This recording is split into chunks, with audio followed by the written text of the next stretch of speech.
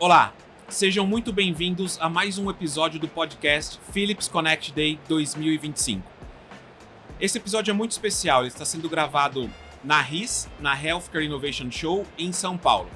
E esse podcast é uma parceria entre Philips e a AWS, a Amazon Web Services, com o apoio do Saúde Business. Eu sou o Alan Brusolato e vou estar com vocês nesse episódio.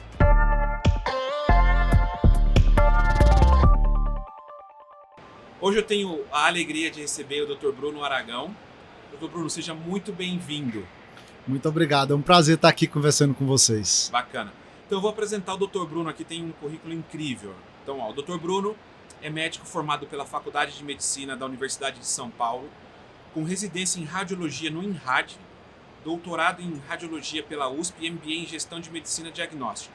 Está há 8 anos no Fleury, onde atua como head médico de hospitais, teleradiologia e inovação. É bastante coisa, doutor. Eu também estou vendo aqui que o senhor é coordenador de inovação do Colégio Brasileiro de Radiologia. É suado, tem bastante coisa, bastante coisa, muito bom.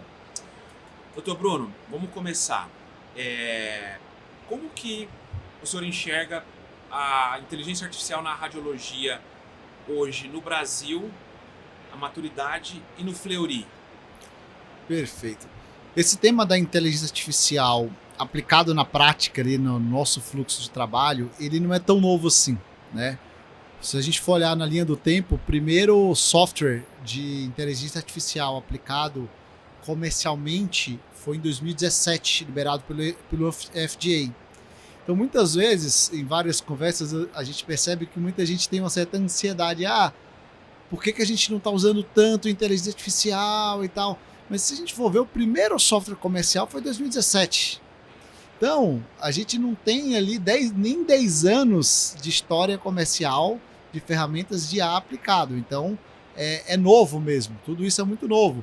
O mercado de IA dentro da própria radiologia começou a existir de verdade, a ficar aquecido de 2018 para frente, né?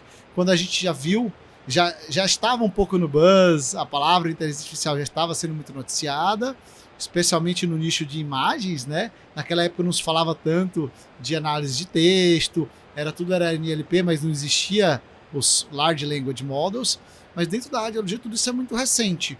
E a progressão do uso, ela está cada vez aumentando, ela está cada vez maior, mas eu costumo dizer que a área da saúde como um todo, as inovações tecnológicas, elas entram de forma heterogênea. A gente tem, às vezes, silos de adoção super acelerada por determinados fatores ou algumas instituições que têm facilidade em implementar aquilo, enquanto que ao mesmo tempo ou mesmo dentro das mesmas instituições você tem alguns outros setores que vão ter uma adoção tecnológica muito posterior, né?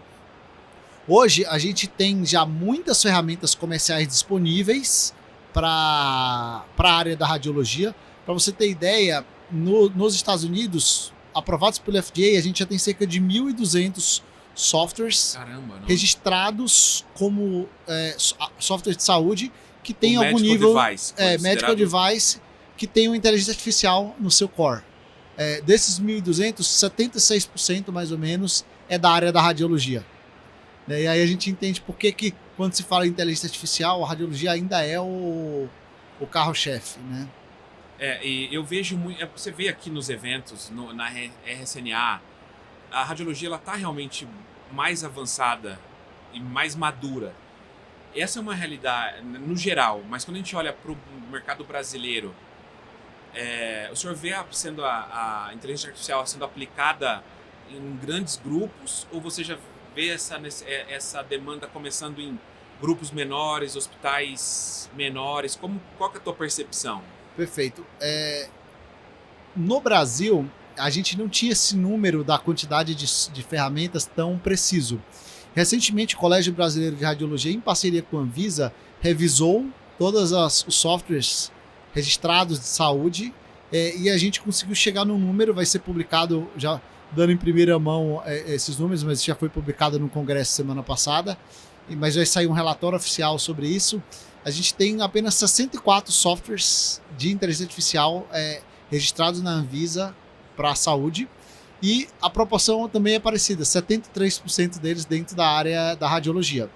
E aí, hoje, realmente, a maioria dos usuários que estão implementando inteligência artificial são grandes grupos.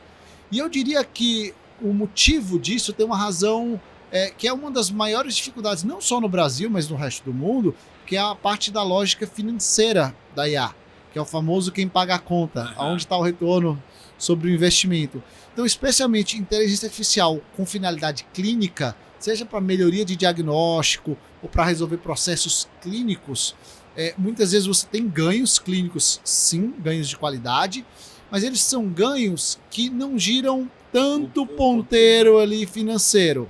Ele é uma performance de qualidade, mas as fontes pagadoras não reconhecem o uso daquela ferramenta, portanto, você só está adicionando custo para o sistema e você tem uma vantagem, uma lógica clínica que aquilo não se paga em curto prazo. Então você tem uma dificuldade muito grande de implementação na prática. Então acaba que grandes instituições que têm um poder, uma margem, um poder econômico maior e conseguem diluir custos e implementar isso em operações mais descentralizadas, conseguem implementar com mais facilidade.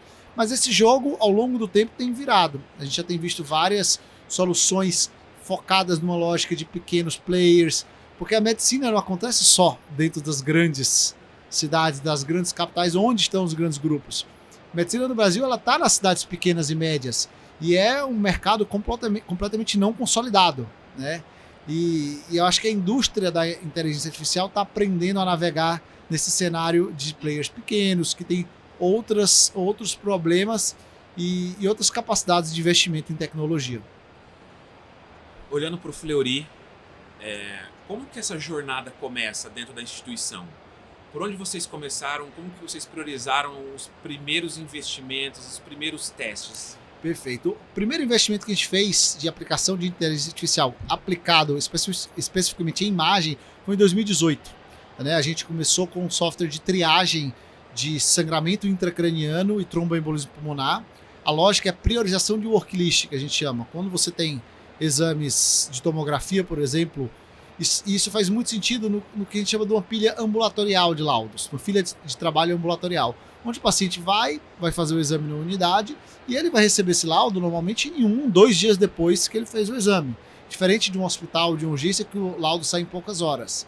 Nesse tipo de fluxo de trabalho, se tem um achado crítico, esse achado crítico é menos prevalente, costuma acontecer menos nesse cenário ambulatorial, mas quando ele acontece, isso é um problema.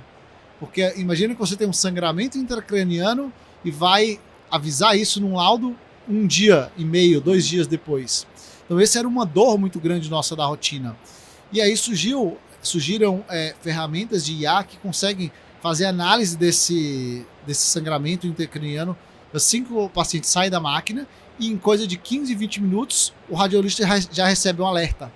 Essas ferramentas não são perfeitas, elas tendem a superestimar, ou seja, ela dá muito falso positivo, mas para triagem isso funciona muito bem.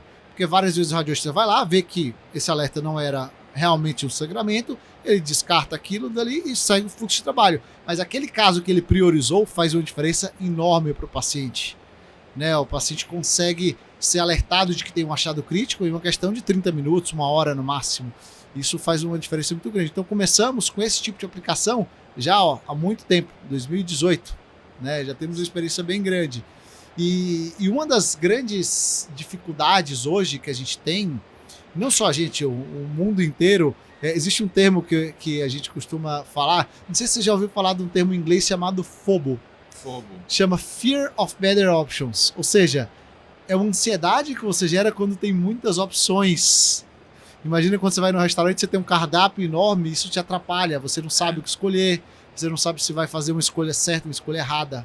Né? Exato, acho que a pior sensação é essa. Eu tenho várias coisas boas que eu posso escolher, mas o meu medo de não deixar alguma coisa boa passar também, e aí trava, e muita gente trava, né? Exatamente. E a gente tem essa dificuldade que a gente, quando eu digo nós como um todo, instituições de saúde, não só o Grupo Fleury, porque os problemas são semelhantes, são os mesmos, né?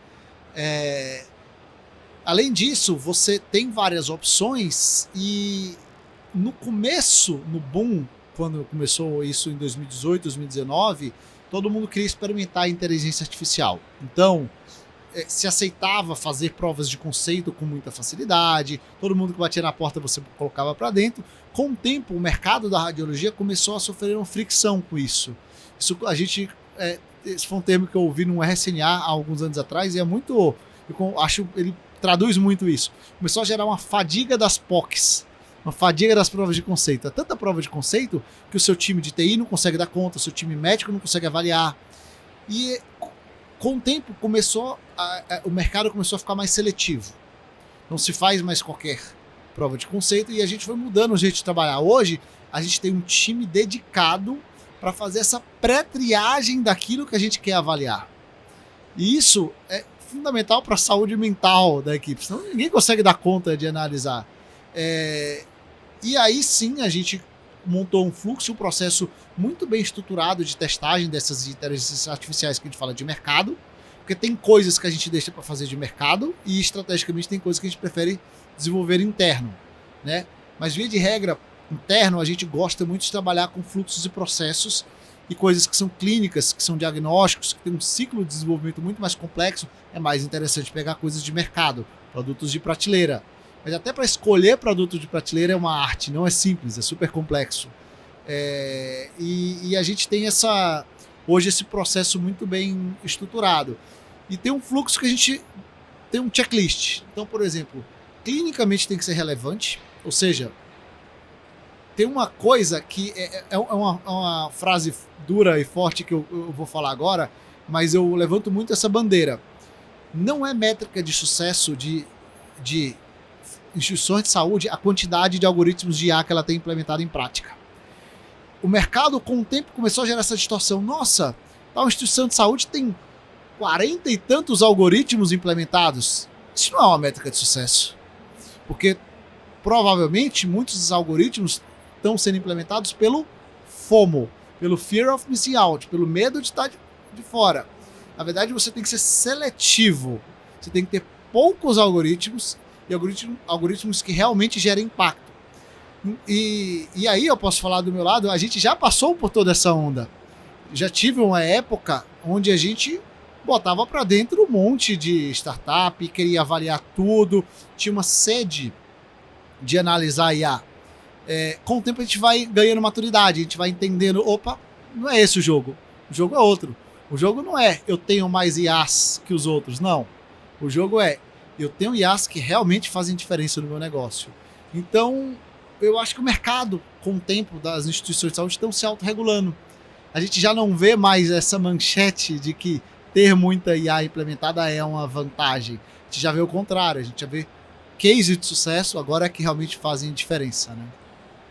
Te ouvindo aqui, a gente falou alguns pontos importantes. Primeiro, sobre priorização. Não é tudo que a gente vai olhar, tudo que a gente vai explorar. Tem que estar alinhado com os valores da instituição e com as metas estratégicas. Então, isso é bem interessante. A gente esteve aqui na feira ouvindo algumas pessoas e cada um tem a sua estratégia. Um diretor do hospital falando, eu reservei as segundas-feiras, todas as segundas-feiras que eu falava com empresas que queriam me ofertar alguma coisa.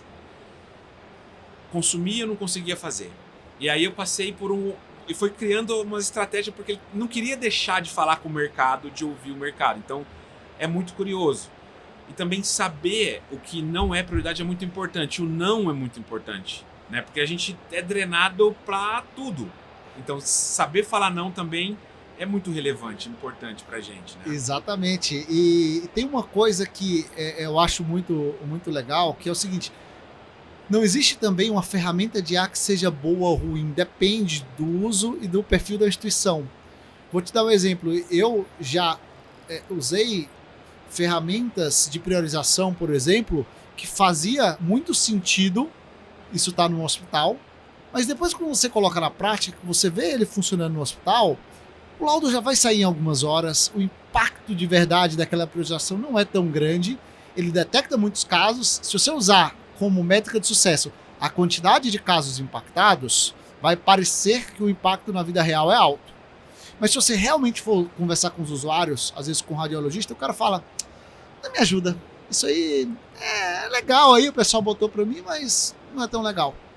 E aí, eu senti isso muito na pele quando a gente implementou a mesma ferramenta num ambiente ambulatorial, onde a quantidade de sangramento que eu vejo é muito menor, eu detecto menos casos, mas o caso que eu pego é um momento uau da equipe que faz uma baita diferença. É um cara que ia receber um laudo, que ia voltar talvez dirigindo para casa, e você fala, não, você tem um sangramento na cabeça, vá para o hospital.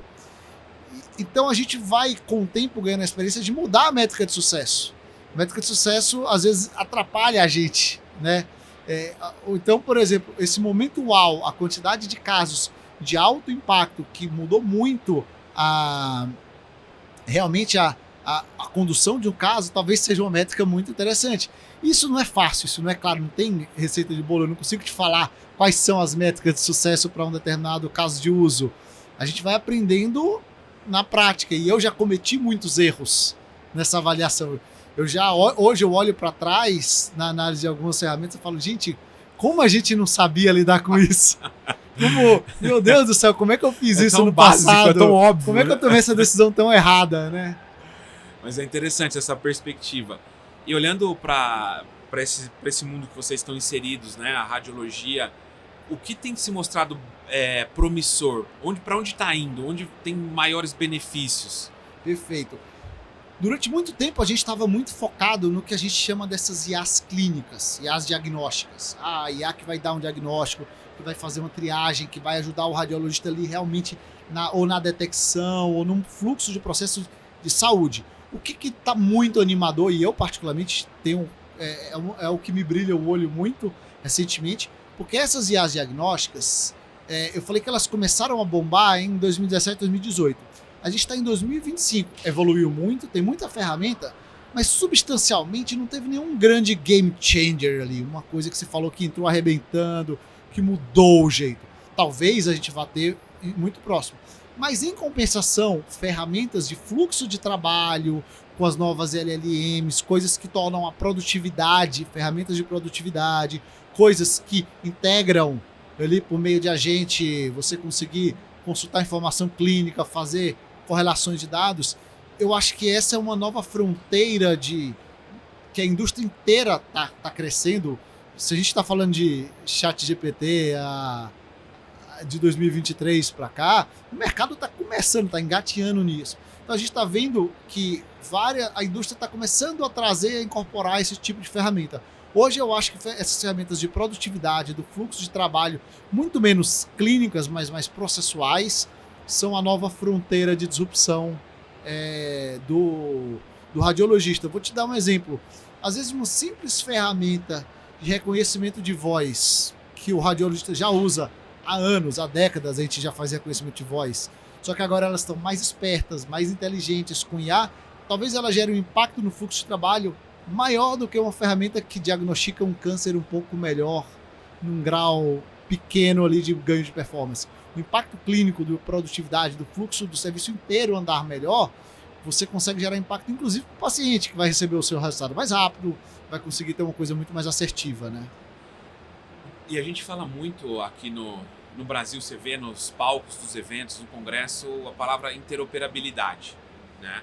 Então, um resumo para mim aqui a interoperabilidade aqui, vamos focar nos silos que é criado dentro das instituições. Hoje a gente vê, é comum instituições terem silos de dados, né, e processos quebrados que não estão conectados. Hoje, a falta de conectividade ou os silos, eles impactam na aplicação da tecnologia e no uso da IA para acelerar ainda mais o processo? Impactam, principalmente nessas IAs que eu te falei que são mais interdepartamentais. IAs nichadas em radiologia, elas nasceram naquele ecossistema e operam no ecossistema de RIS-PACS. Então, a radiologia, por sorte, eu costumo dizer que ela é a mãe da interoperabilidade da medicina. Por quê? Existe um negócio que foi há muitos anos atrás chamado protocolo DICOM. O que é o protocolo DICOM? A indústria sentou, né, e falou, todo mundo, independente do vendor A, B e C, vai seguir um determinado padrão. Então, a radiologia ela é tão interoperável que a gente nem falava desse nome interoperabilidade, porque ela já nasceu interoperável. Aonde o gargalo começa? É a interoperabilidade da radiologia com o restante da medicina. Então, dentro do hospital, o sistema, RIS/PACS, conversar com o prontuário eletrônico, conversar com os antigos LIS, que era onde ficavam os exames laboratoriais, com o serviço de patologia, com o sistema de faturamento. Essa integração entre os sistemas é um grande desafio. A indústria já evoluiu muito, já tem várias camadas muito robustas de interoperabilidade, mas ainda é um desafio. E como a gente tinha falado lá no começo, tudo é heterogêneo. Às vezes você tem uma instituição que funciona num silo e dentro dela é super interoperável. Você fez uma fusão-aquisição, acabou. Você vai ter que fazer tudo de novo. Você vai ter que reconstruir a roda. E aí a gente tem vários entraves. Então eu acho que o desafio da interoperabilidade, para mim, são nessas ferramentas de IA que tem essa função mais processual. Então imagina que é um sonho do radiologista poder estar laudando e ele quer uma informação clínica e ele conversa com um assistente que ele fala, vai lá e pega o dado do prontuário, do hemograma desse cara, correlaciona com tal coisa. Na teoria, do ponto de vista tecnológico, para fazer isso com ferramentas, com o que a gente tem hoje, é fácil. Você fala com o programador e fala, isso é simples, é 2 pulos. Eu integro uma camada aqui de banco de dados, de LLM, e eu faço isso. Mas na prática, para implementar, são outros 500. É muito difícil, né? Então eu vejo que é aí onde a gente tem a maior parte do gargalo. Isso eu estou falando de interoperabilidade dentro da mesma instituição. Da mesma instituição. Não vamos nem pro mundo capítulo de colaboração de dados de saúde entre instituições, que são outros desafios, né? Nesse capítulo eu costumo falar que eu vejo no Brasil a gente tendo uma interoperabilidade de palco. Então todo mundo fala em todos os lugares, mas fazendo e realmente acontecendo, praticamente eu não vejo na prática, né?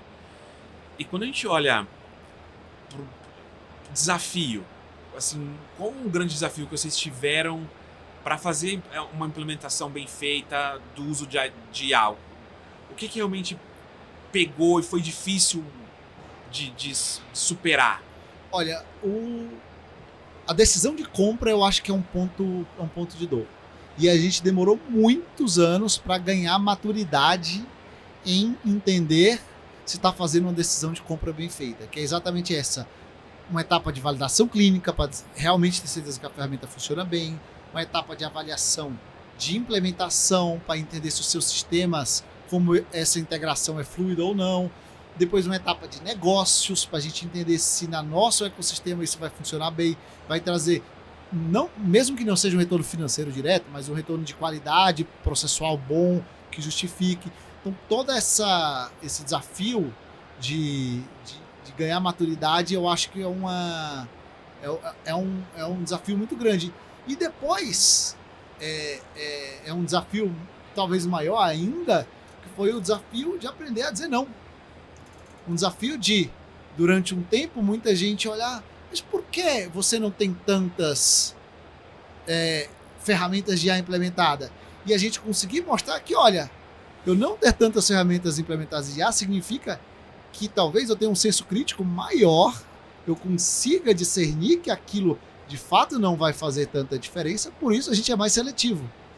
E você ter que lidar com essa pressão de ter que usar IA, porque muitas vezes é uma pressão externa, os usuários de fato e o sistema nem estão de fato querendo colocar aquilo, e você, quando quer usar uma ferramenta, entende o valor, você conseguir implementar de um jeito fluido. Você conseguir mostrar um caso de uso que faz um sentido financeiro e envolver toda a instituição para implementar. Então, esse equilíbrio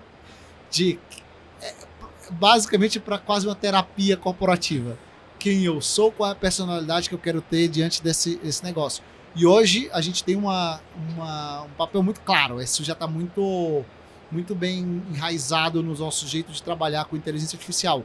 Mas eu vou te falar, é um aprendizado a duras penas. Isso foi construído muito no tentativa e erro, aprendizado com tolerância ao erro, cometendo um erro em vários projetos, e aí sim vai vindo a maturidade, né? Doutor Bruno, infelizmente a gente começa a ir para o final, né? A gente já está no nosso limite, queria muito estar aqui para a gente continuar, é muito bom e inspiracional. E nessa linha do inspiracional, a minha última pergunta é: não temos barreiras financeiras, tecnológicas, tudo lindo, tudo maravilhoso. qual que é o sonho do radiologista ou o futuro da radiologia? Olha, o sonho do radiologista, eu acho que assim, se a gente não tivesse barreiras tecnológicas, esse sonho precisa envolver IA? Não, o que que é? Não precisa. É o sonho do radiologista, o que ele sonha. Ou o sonho... Não, o comentário que eu ia fazer é porque eu entendo muito IA exatamente como ferramenta. Como um habilitador. Um habilitador, exatamente. O sonho do radiologista não é utilizar IA plena na sua vida, não é. O sonho do radiologista é ter um fluxo de trabalho onde ele realmente vai gerar um impacto para o paciente efetivo, onde aquilo vai ser... Você vai realmente mudar a jornada daquele paciente. Você vai conseguir fazer diagnósticos assertivos, né, de um jeito rápido e realmente vai fazer a diferença na vida das pessoas. A tecnologia ela vai ser um habilitador para isso. Eu vejo um futuro, se eu tivesse que projetar 5 anos é mais difícil, mas se eu tivesse que projetar 20, 30 anos, eu vejo um futuro de uma radiologia muito mais personalizada. Eventualmente pode chegar um momento onde nós não laudemos exame normal. Hoje, dependendo do perfil, se lauda muito o exame normal no fluxo de trabalho. Talvez a gente se dedique a exames complexos, onde a gente consegue fazer muita diferença naquele caso. Você consegue interagir com o paciente diretamente, interagir com o médico solicitante. Você de fato vai ser uma especialidade que vai ser protagonista na condução dos casos. E eu acho que a tecnologia vai permitir a gente tornar isso, porque hoje qual é um dos grandes problemas do radiologista? A carga de trabalho é gigantesca.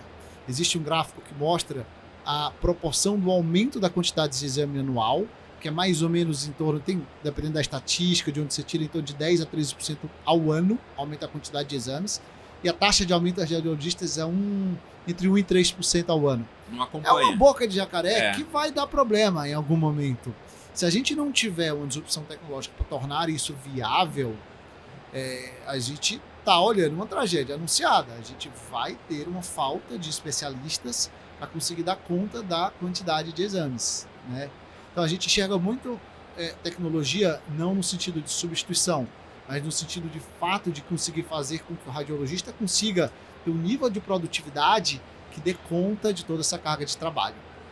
A gente fala na Philips que a gente vê a IA como um amplificador do potencial do médico, né? Então que vai ajudar ele a fazer mais, focar nos pontos principais. Dr. Bruno, muito obrigado. Foi um prazer te receber aqui no nosso podcast e espero te ver logo novamente. Prazer é todo meu. Muito obrigado. E obrigado você também que ficou com a gente durante esse podcast. Nos vemos no próximo. Um abraço.